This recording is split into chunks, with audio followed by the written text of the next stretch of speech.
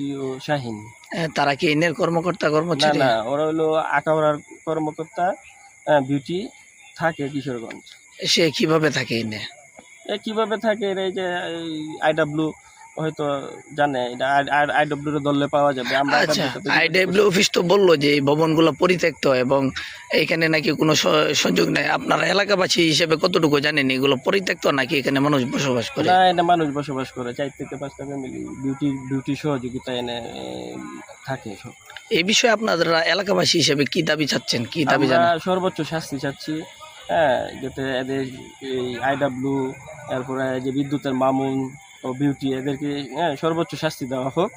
বিভাগীয় শাস্তি, এই তদন্ত সাপেক্ষে দুদকের মাধ্যমে বিভাগীয় ব্যবস্থা নেওয়া হোক।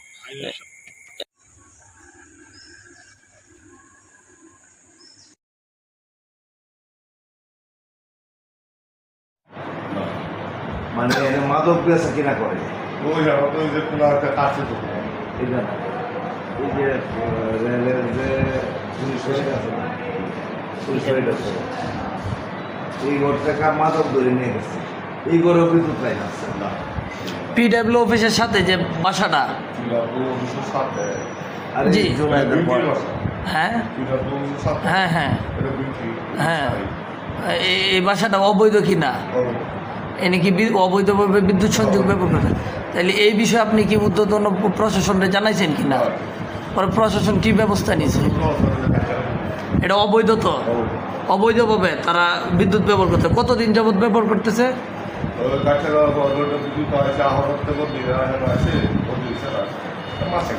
ওনার কি এটা সরকারি যে বাসভবন পাইছে? উনি চাকরি করে কোথায়? আখাউড়ায় চাকরি করে। তাহলে উনি আখাউড়া চাকরি করে এনে কি? হ্যাঁ হ্যাঁ, বিউটি বিউটি মহিলা রেলে চাকরি করে কি ড্রাইভার?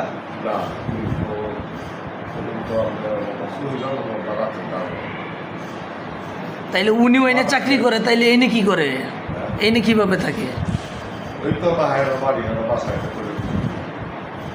অবৈধ। তাহলে এই বিষয়ে আপনার যে আল মামুন সাহেব, ওনার বিদ্যুৎ যেভাবে অবৈধভাবে আর ওনাদের কাছে বুঝতে পারছি আমি এখন সব